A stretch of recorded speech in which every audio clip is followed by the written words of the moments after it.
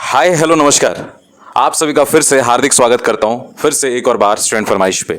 चलिए एक काम करते हैं, वीडियो शुरू करने से पहले मैं चाहता हूं कि आप इस फोटो को बिल्कुल देखिएगा और बड़ा ध्यान से देखिएगा।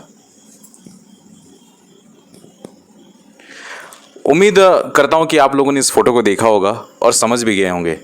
80 आउट ऑफ 80 ये कहीं ना कहीं एक ऐसा ड्रीम है जो शायद हर किसी को जो है वो बिल्कुल चाहिए।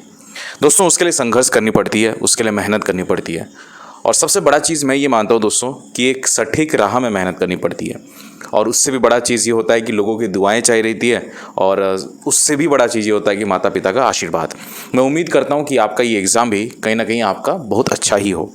एनीवेज, मैं जिस टॉपिक के बारे में बात करना चाहता हूँ आपको शायद अंदाज़ा भी नहीं होगा कि अगर आपके माइंड अभी इस टाइम पे क्लियर नहीं है इसी चीज़ को लेके जो मैं अभी डिस्कस करूँगा, तो फिर कहीं ना कहीं दोस्तों हम लास्ट के मोमेंट में अपना डिसीजन भी बदल सकते हैं। देखिए क्या होता है ना, कभी कभी हमको प्री डिसाइडेड होनी पड़ती है, राइट। और दूसरा चीज़ ये है, घुमा फिरा के नहीं बोलता हूँ, सीधा टॉपिक पे बात करता हूँ, टाइम मैनेजमेंट के बारे में बात करना चाहता हूँ। अभी तक अगर आपकी माइंड क्लियर नहीं है, क्या होता है ना कि कभी कभी अंदाज़ा भी नहीं है कि एग्जाम हॉल में बैठेंगे तो पहला क्वांट आएगा या रीजनिंग आएगा, वो नहीं पता, या रीजनिंग आएगा या क्वांट आएगा, वो बदलता रहता है, वो कुछ भी हो सकता है। कुछ लोग बोलेंगे कि सर पहले क्वांट आएगा उसके बाद रीजनिंग आएगा, देखो कुछ भी हो सकता है, राइट। दूसरा चीज़ है कि ये कंपोजिट टाइम है, यानी आप कोई भी सेक्शन को तुरंत स्विच कर सकते हैं। अगर मान लो आपको क्वांट नहीं पसंद लेकिन क्वांट सामने आ गया, आप रीजनिंग में स्विच कर सकते हैं। लेकिन मैंने ऐसा देखा हुआ है कि लोग टाइम मैनेजमेंट में फंसते हैं कि कौन से सेक्शन को कितना देना चाहिए, कौन से सेक्शन को कितना कम देना चाहिए, है ना। तो एक थंब रूल है कि 25 मिनट उसी सेक्शन को दो जो थोड़ा सा डिफिकल्ट लगे आपको, और 20 मिनट उसी सेक्शन को दो जो आपको सबसे सहज लगता है, काफ़ी इजी लगता है और आपका स्ट्रांग पॉइंट भी है। मेरे को कभी कभी लगता है कि दोस्तों ये थंब रूल जो है कभी कभी अप्लाइड हो सकता है, कभी कभी नहीं भी हो सकता है, राइट। लेकिन एक और चीज़ मैं आपको बताना चाहता हूँ, मान के चलते हैं कि हम सेक्शंस को इसी तरीके से डिवाइड कर रहे हैं, 20 मिनट 25 मिनट। 20 मिनट कौन सा? आपका फेवरेट सेक्शन। 25 मिनट कौन सा? आपका दूसरा वाला सेक्शन, क्योंकि दो ही सेक्शन आने वाला है। अब जैसे मान लीजिए मेरे तरह आपका भी फेवरेट सब्जेक्ट मैथ्स है, तो क्या जैसे मान लो सबसे पहले जैसे कि हमको मिसलेनियस क्वेश्चन दिख जाता है, सबसे पहला क्वेश्चन ही मिसलेनियस क्वेश्चन दिख गया। मान लीजिए आपको मिसलेनियस से थोड़ा उतना कंफर्टेबल नहीं है, आपको अच्छा नहीं लगता है मिसलेनियस, तो क्या आप सीधा पहला क्वेश्चन को ही आप अटेम्प्ट करोगे या आप उसको छोड़ के आगे बढ़ोगे? ये क्रोनोलॉजी जो है वो डिसाइड करना पड़ता है। और देखो जो भी चीज़ें मैं ये बता रहा हूँ ना, टाइम मैनेजमेंट हो गया, कौन से सेक्शन को कितना टाइम देना हो गया, कौन से क्वेश्चन को, कौन से चैप्टर के क्वेश्चन को कितना टाइम देना होगा, सिर्फ और सिर्फ मॉक टेस्ट की प्रैक्टिस से आता है।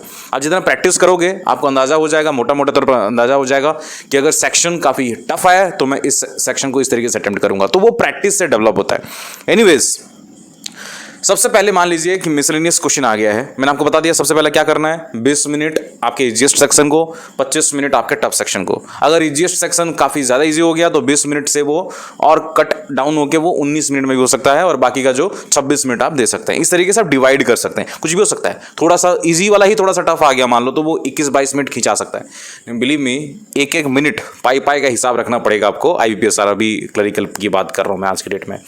तो बड़ा इंटरेस्टिंग भी है ना, क्योंकि ये साइंटिफिकली हम अप्रोच करने का कोशिश कर रहे हैं कि अब ऐसा नहीं कि अंधाधुन कि चलो भाई इस सेक्शन को इतना, और ऐसा नहीं होता है। साइंटिफिकली हम लॉजिकली बात करने का कोशिश कर रहे हैं। सबसे पहला मान लो मिसलेनियस क्वेश्चन भी आ गया, और मिसलेनियस क्वेश्चन हमसे बनता नहीं है, हमको कंफर्टेबल नहीं है यार उस क्वेश्चन से, तो क्या करना चाहिए? और आपको मैं क्लियरली बता देता हूँ, घुमा फिरा के नहीं बोलूँगा। अगर मान लो कोई भी क्वेश्चन आपसे नहीं बनता है, कोई भी क्वेश्चन आपसे नहीं बनता है, कोई भी मतलब एक कोई क्वेश्चन नहीं बना आपसे, तो वहाँ पर जज करने का जो टाइम होता है ना, वो मत करो। हो सकता है कि उसी 30 सेकेंड्स में आपके 2-3 सिंप्लीफिकेशन क्वेश्चन भी बन सकते हैं। एक फ्लो में पढ़ लेना, एक फ्लो से अगर आपका आंसर निकल सकता है अच्छी बात है, नहीं निकल सकता है तो उसको marked for review and next कर देना। क्या करना है? Marked for review and next करना है। तुरंत सेक्शन में, तुरंत नेक्स्ट क्वेश्चन में बढ़ जाना। तुरंत नेक्स्ट क्वेश्चन में आप सभी ने देखा कि अरे भाई ये तुरंत नेक्स्ट क्वेश्चन भी मिसलेनियस है, ये भी नहीं बन रहा है मेरे से। पैनिक नहीं होना, क्योंकि आगे ये क्या है, न्यूमेरिकल एबिलिटी पूछा जाएगा, तो उसको भी मार्क्ड फॉर रिव्यू नेक्स्ट कर देना। आपके पास ऐसा नहीं कि वहाँ पे आप जैसे घुसे और आप क्या कर रहे हो, नहीं, मैंने एक क्रोनोलॉजी डिसाइड कर रखा है कि मैं सबसे पहले सिंप्लीफिकेशन के क्वेश्चन को दूंगा, उसके बाद मिसलेनियस के क्वेश्चन, सॉरी नंबर सीरीज के क्वेश्चन को दूंगा, फिर क्वाड्रेटिक क्वेश्चन को दूंगा, फिर जाकर DI करूंगा, लास्ट में जाकर मिसलेनियस करूंगा। अगर ये क्रोनोलॉजी आप पहले से डिसाइड करके गए हो ना, घुसे हो, तो थोड़ा सा डिफिकल्ट हो सकता है। आप सबसे पहले क्वेश्चन से करते जाओ, लास्ट तक पहुंचने का कोशिश करो, क्योंकि मैंने ऐसे कई लोगों को देखा है, कई लोगों से मैं बातें भी करता हूँ, 80 आउट ऑफ 80 क्वेश्चंस को विजिट भी नहीं कर पाते हैं, है ना, 80 क्वेश्चंस को छू ही नहीं पाते हैं, 70-75 क्वेश्चंस ही देख पाते हैं। ये गलतियां जो है ना वो काफी लास्ट में पछताओगे। तो इसी चीज के लिए क्रोनोलॉजी डिसाइड अंदर नहीं करना है, आप tit by tit, bit by bit सारे क्वेश्चंस को विजिट करना है। जो नहीं बनता है मार्क फॉर रिवीजन नेक्स्ट करनी है। उसके बाद क्या करोगे आप, जैसे मान लो उसके बाद आपको दिख गया सिंप्लीफिकेशन, तो फिर वो शुरुआत मिल गया आप सभी को, तो तुरंत करना है। और आपको पैनिक नहीं होना है कि अगर 2-3 क्वेश्चंस आपको नहीं बना तो कोई दिक्कत नहीं है, क्योंकि सिंप्लीफिकेशन हो गया या अप्रॉक्सीमेशन हो गया, ये 12 से 15 क्वेश्चंस आपको दिख जाएगा वहां पे।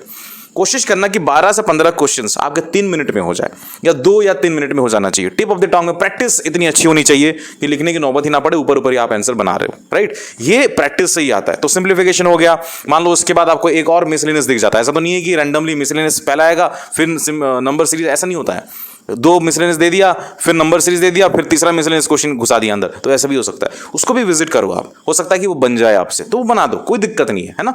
अब फिर पीछे मत पलटना कि नहीं बना है ऊपर का, मैं फिर से कोशिश करता हूँ, फिर जाके मैं रीजनिंग सेक्शन को दूंगा। ये सारी चीजें नहीं होना चाहिए, राइट।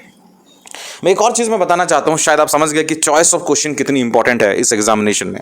एक और जो सवाल काफी लोगों का पूछना था कि सर डेटा इंटरप्रिटेशन कब करें, आप डेटा इंटरप्रिटेशन लास्ट में करें या मिसलेनियस को पहले करें। देखो ये आपके ऊपर है, आप किस तरीके से प्रैक्टिस करके गए हो वही इंपॉर्टेंट है। डेटा इंटरप्रिटेशन को ही अगर करोगे तो अच्छी बात है, क्योंकि डेटा इंटरप्रिटेशन भी न्यूमेरिकल एबिलिटी के क्वेश्चन का टाइप का ही पूछा जाएगा। काफी सस्ते क्वेश्चन होंगे, हो सकता है कि एक डेटा इंटरप्रिटेशन दिखे, हो सकता है तो ज्यादा से ज्यादा 2 डेटा इंटरप्रिटेशन क्वेश्चन दिखेगा, और इतना चिल्लर क्वेश्चन दिखेगा, इतना चिल्लर क्वेश्चन। मंडे ट्यूसडे वेडनेसडे वाले 3 डेज में कितना काम हुआ, उस तरीके के बहुत बड़े सिंपल से क्वेश्चन आपको दिखेगा वहां पे, राइट। टेबुलर फॉर्म में होगा, ज्यादा कॉम्प्लेक्स क्वेश्चंस आपको दिखेंगे नहीं। तो सबसे पहला बुद्धिमानी काम होगा कि डेटा इंटरप्रिटेशन दिख गया तो वहीं पे रुक के आप एग्जामिनेशन को वहां पे डेटा इंटरप्रिटेशन के क्वेश्चंस को खत्म करो, उसके बाद मिसलेनियस क्वेश्चंस को छोड़ा। ये प्रक्रिया जो है कहीं ना कहीं आपके 20 मिनट के अंदर खत्म हो जाना चाहिए, अगर आप मैथ्स स्ट्रांग है तो। अगर नहीं है तो 22-23 मिनट आप दे सकते हैं। मैंने देखा है कि मैथ्स काफी लोग का उतना अच्छा नहीं रहता, तो रीजनिंग काफी अच्छा रहता है, तो रीजनिंग पे आप स्विच कर सकते हैं, आप शुरुआत कर सकते हैं रीजनिंग पे। तो ये जो है आपका टॉपिक होना चाहिए, और इसी तरीके से आपको एग्जामिनेशन में लिखना चाहिए। एक और सवाल जो देखो, मैं सवाल कहाँ से ले रहा हूँ, इंस्टाग्राम से ले रहा हूँ, इंस्टाग्राम से ही ले रहा हूँ मेरे दोस्त, SFY_आशीष में आप मेरे से पूछ सकते हैं। चलिए एक और सवाल जो पूछा गया था, साक्षी करके एक हैं, उन्होंने पूछा था कि सर एक्यूरेसी कैसे मेंटेन करें, उन्होंने यही पूछा था। देखो मैं एक चीज़ बताना चाहता हूँ कि देखिए ये जो जिस प्रकार का ये एग्ज़ाम है, one of the easiest exams कहूँ तो वो गलत होगा, ये सबसे ईजीएस्ट एग्जाम है, सबसे ईजीएस्ट एग्जाम है। बड़े क्लियर तरीके से सोच लो कि ये बहुत ईजी पेपर आएगा, काफ़ी ज़्यादा ईजी पेपर आएगा, और इसमें भी अगर आपकी 75 नहीं बन पा रहा है तो गड़बड़ है, प्रिपरेशन में गड़बड़ी है, या तो फिर कुछ ना कुछ तो कमी है, जो शायद 75 भी आप विजिट नहीं कर पा रहे हैं या कर नहीं पा रहे हैं।